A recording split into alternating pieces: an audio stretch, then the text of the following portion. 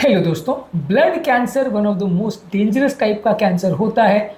बहुत सारा इसमें मृत्यु दर होता है। आज जानने का प्रयास करेंगे कि ब्लड कैंसर के क्या रिस्क फैक्टर्स होते हैं, क्या कारणों से किसी को ब्लड कैंसर होता है। ऑब्वियसली किसी व्यक्ति को बिना कारण के तो ब्लड कैंसर नहीं होता होगा, कुछ ना कुछ इसके रिस्क फैक्टर्स या कारण होते होंगे। इनके बारे में जानना और समझना इसलिए आवश्यक है कि यदि हम इन कारणों को समझ सकें तो हम बीमारी से भी बच सकेंगे और अपने परिवारजनों की रक्षा कर सकेंगे इस खतरनाक कैंसर से।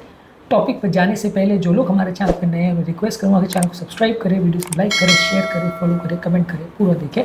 टॉपिक इंपॉर्टेंट है इसलिए एंड तक देखिएगा। चलिए शुरू करते हैं इंपॉर्टेंट वीडियो।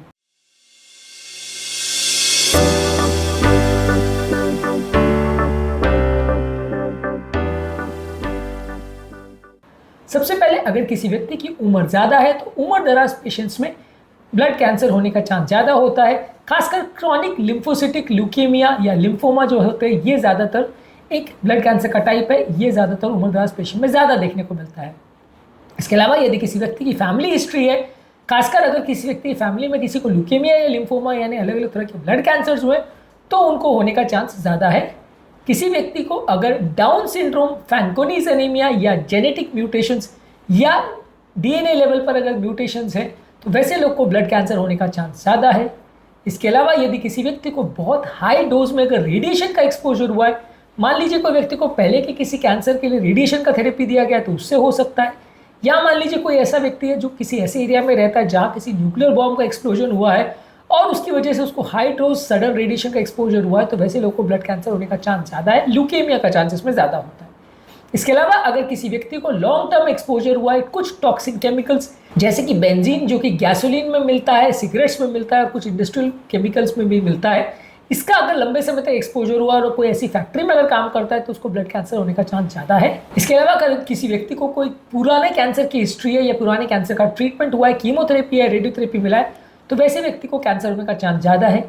अगर किसी व्यक्ति की इम्यूनिटी कॉम्प्रोमाइज है, जैसे उसको HIV हुआ है या इम्यून सप्रेशन मेडिसिन उसको ऑर्गन ट्रांसप्लांट के लिए दी गई है या ऑटो इम्यून डिजीज के लिए दी गई है, वैसे लोग को ब्लड कैंसर होने का चांस ज़्यादा है, खास करके लिम्फोमा। इसके अलावा अगर किसी व्यक्ति को ब्लड में एप्स्टीन बार वायरस का इन्फेक्शन है, HIV का इन्फेक्शन है या हेलिकोबैक्टर पायरोरी का इन्फेक्शन है तो इसमें भी कैंसर ब्लड का होने का चांस ज़्यादा है। एप्स्टीन बार वायरस के इन्फेक्शन से हॉजकिन्स और बर्किट्स लिम्फोमा होता है, HIV के इन्फेक्शन से दूसरे टाइप के लिम्फोमाज होते हैं और हेलिकोबैक्टर पायरोरी के इन्फेक्शन से पेट यानी गैस्ट्रिक लिम्फोमा होता है।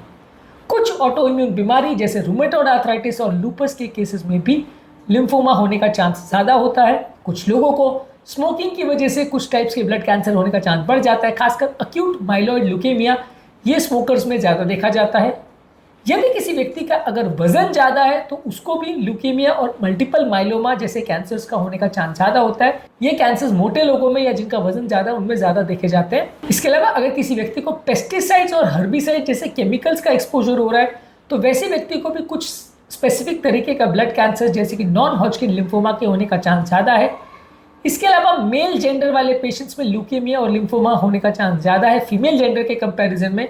और कुछ एथनिक ग्रुप्स में भी यूरोपियन डेसेंट के खासकर लोगों में CLL यानी क्रॉनिक लिम्फोसिटिक ल्यूकेमिया इसका होने का चांस ज़्यादा है। तो अलग अलग तरह के कैंसर का अलग अलग रेस या अलग अलग एथनिक ग्रुप्स में भी होने का चांस ज़्यादा होता है।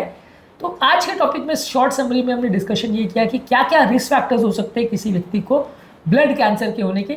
ज़्यादातर इंपॉर्टेंट चीज़ आपको जानना है कि यदि कोई व्यक्ति स्मोकिंग करता है, वजन ज़्यादा है, केमिकल्स का एक्सपोजर है, बेंजीन का खासकर अगर एक्सपोजर है, इम्यूनिटी कॉम्प्रोमाइज है, इम्यूनोसप्रेसिव ड्रग्स की कॉन्टैक्ट में है या रेडिएशन का बहुत हाई डोज एक्सपोजर हुआ है, पहले का कैंसर का हिस्ट्री है तो ऐसे लोग को नया कैंसर होने का चांस ब्लड में होने का चांस ज़्यादा है।